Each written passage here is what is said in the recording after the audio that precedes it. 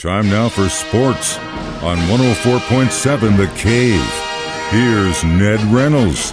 Mikey intern Ned Reynolds in the studio on a Tuesday morning. So now we know who the top-rated college basketball teams after 1 week of actual action on the court. That's where it's proven. And who's proven to be the top dog in the country? Well, for the first week and a half, it's Kansas as far as the men are concerned. And as far as the ladies are concerned, South Carolina. And they deserve to be there. But those teams are probably going to suffer some losses somewhere along the line. So things will be very volatile probably for the first half of the season, and then it will settle down into the top rankings. But the fact of the matter remains, Mike, it doesn't make any difference because it's all decided on the court. That is the key. Now, in the men's division, Drake from the Missouri Valley Conference did receive some votes. Arkansas got ranked number 14 in America. That's for the men. And as far as the ladies are concerned, no teams from the Missouri Valley were mentioned, not even any in the points. So it takes the Valley some work to do, but we'll see what happened in the ladies division. But Kansas and South Carolina, they're the top two teams. Speaking of college sports, we were talking a little bit yesterday about the Missouri State soccer team possibly getting into the NCAA tournament. Did that come to fruition? They did. They are in the NCAA tournament, and they found out their first-round opponent. They didn't draw a bye from the first round. But that doesn't matter. They're in the tournament, and they will play Omaha, which used to be called Nebraska Omaha, but it's now just the city. Most of the teams in that Summit Conference have dropped the state name and just stayed with the city, like the UMKC. Okay. It's not UM anymore, it's just Kansas City. I'm still calling them UMKC. So when did that happen? Everybody else. Okay, well, thanks for letting me know about it. I've been calling it you. I didn't even know that was a thing. I did for a while, but then they said no. Thanks for letting us know then. It is Omaha that they'll play, the Omaha Mavericks, and they'll play here in town on Thursday night at 6:30 over at the Allison Sports Complex, the soccer complex, which is very, very nice, very comfortable. You'll have a good time. This is the second time this year the Bears have played Omaha. The first time was back in early October, and Omaha lost down here 2-1. They're a pretty good team, but their record's 8-7, and I'm told by the pundits that the Bears should win this one and should win it with not a whole lot of effort. Now, don't get me wrong. They'll go out and they'll play 100% every time, but Omaha's not the strongest team that they will face. So we'll promo that one with a lot of good luck involved. Last but not least, we've been discussing the fate of the Oakland A's, whether or not they're going to stay in Oakland for a couple of years until that stadium's ready in Las Vegas, if they're going to go north, if they're going to go south, or maybe they're just going to go to Las Vegas and play in a smaller ballpark in the meantime. What do you think? Well, they are all options, as a matter of fact, but the vote coming up today from the Major League owners, and is expected to be unanimously approved, is for the team to move to Las Vegas. Now, whether or not that other question is going to be addressed, I'm sure it'll be addressed, but will it be resolved? And you're right, the A's will have, when that approval comes, the franchise can move right now, and they can play in Las Vegas next year, but where would they play? There is a AAA ballpark in Las Vegas. That's a minor league affiliate, and it's a minor league affiliate of the San Diego Padres. So what they could do is make that ballpark expanded with some portable seats and get it up to about 29 or 30,000, somewhere around there, and play there. That's a possibility. They could choose another city.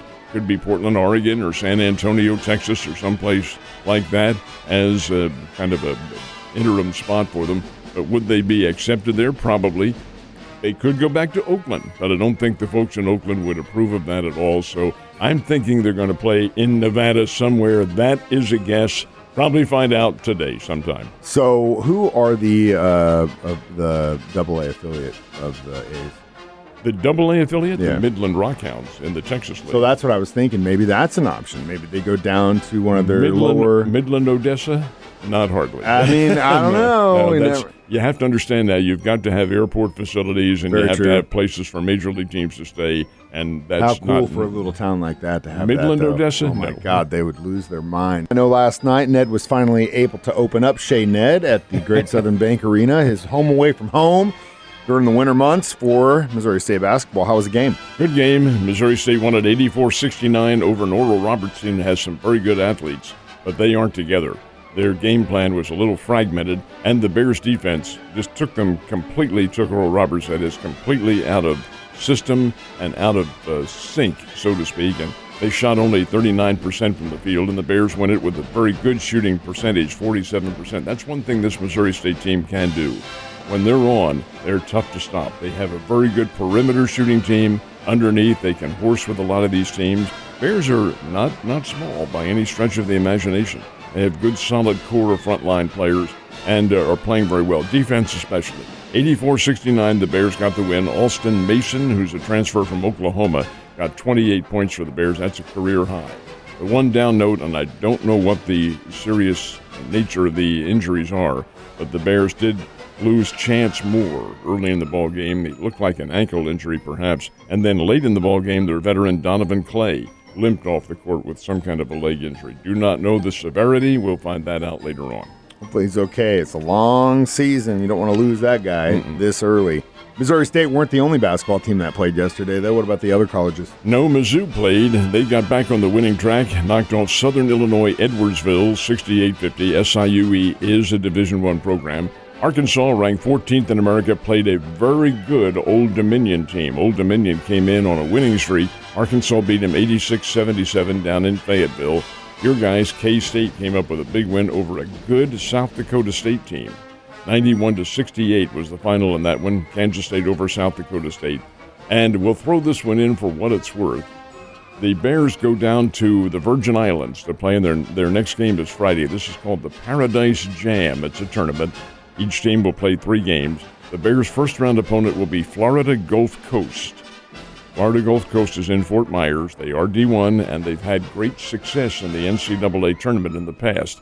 Last night they played Pittsburgh, up in Pittsburgh, and gave the Pitt Panthers a pretty good little battle. The final was Pittsburgh, the winner in that one, by a score of 86-74 over Florida Gulf Coast. Florida Gulf Coast is good, folks, and they'll give the Bears a good tussle.